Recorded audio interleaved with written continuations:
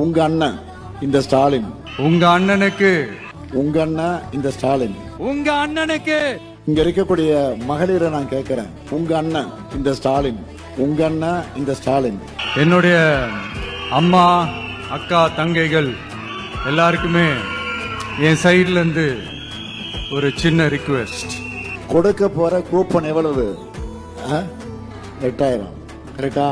மகளிர்லாம் இப்பவே வீட்டுக்கு என்ன புது பொருள் வாங்கலாம்னு டிஸ்கஸ் பண்ண ஆரம்பிச்சுட்டாங்க இல்லையா? எவ்வளவு?